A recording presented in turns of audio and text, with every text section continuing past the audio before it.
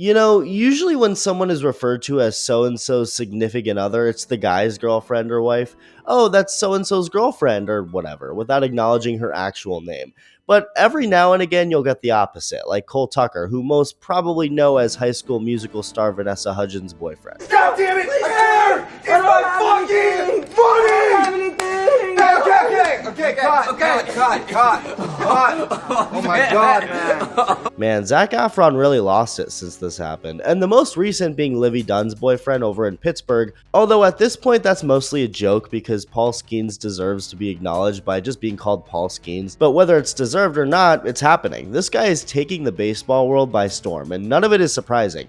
That doesn't mean we shouldn't appreciate it, obviously, but I think it's almost crazier how much he's truly living up to the hype. So if you're part of the 70% of viewers not subscribed yet, come aboard and join the wonderful people who are subscribed to the channel, as Paul Skenes is two types of rare, living up to the extreme hype that was put upon his shoulders and making it to the big leagues despite just being drafted, like yesterday.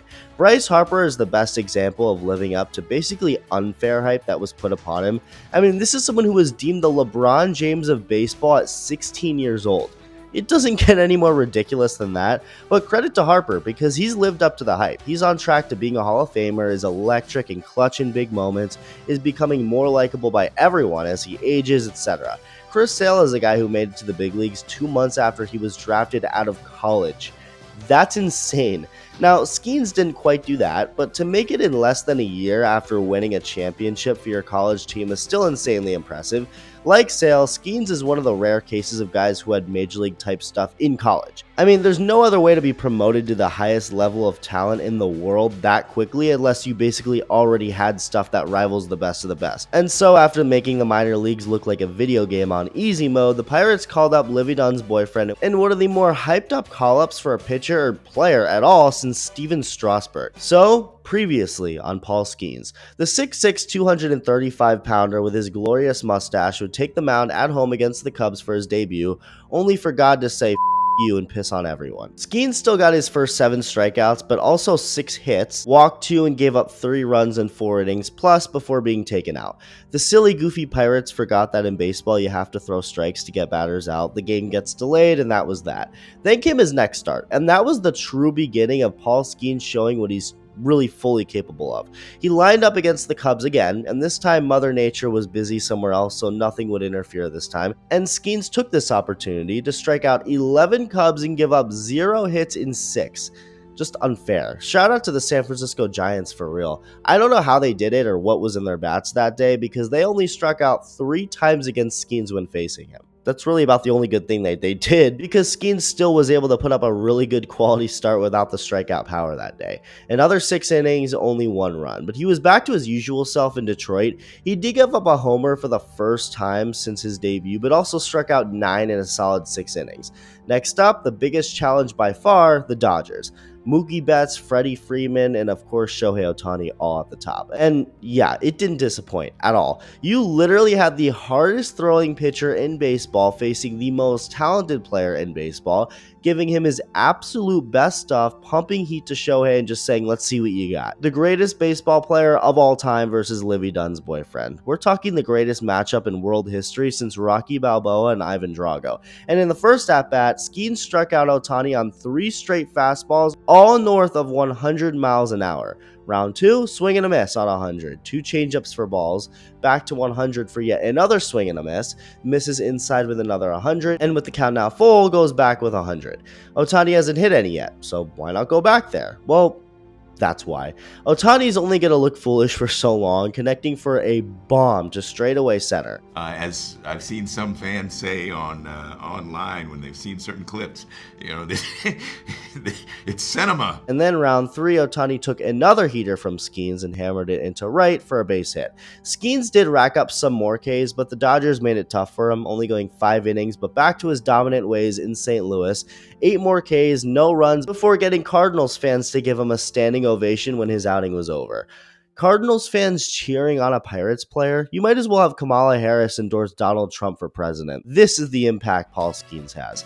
Going back home to face Cincinnati for the first time, and that went well too. Another 7 Ks, he gets the win to go 4-0 on the year, and that brings us to the next 2 starts, which were very weird. On the surface, if you just look at how these starts went, it's normal, but what's weird is Skenes' sudden desire to give up a home run to the literal first batter of the game. But I guess it all works out when nobody does a single thing the rest of the game. Yandy Diaz on the first pitch, before fans even knew where their seats were. Hits went out to right, but 7 innings later and you have what was expected.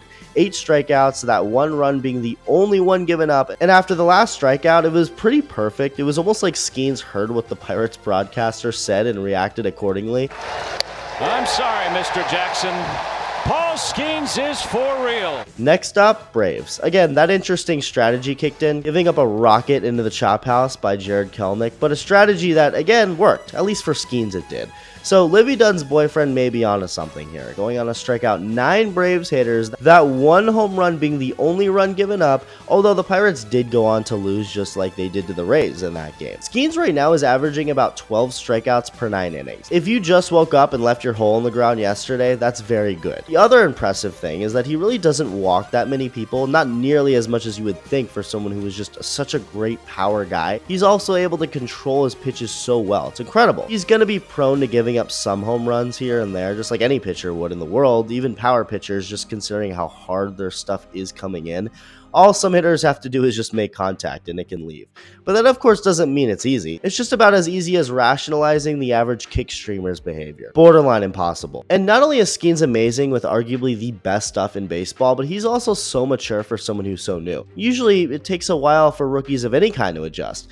But here's Paul Skenes realizing that this strategy of giving up a bomb to the first hitter works for him individually, but not for the Pirates as a team. So, like a 10-year veteran would do, he says, I'm going to give up a home run to the first hitter of the 3rd inning this time. Guy's a genius. It was a home run to Jeff McNeil, so he basically gave up to a home run to some random fan in the stands who barely even knows how to hold a bat. But that's baseball. Sometimes your grandma can take the best of the best deep in random moments, but that was it.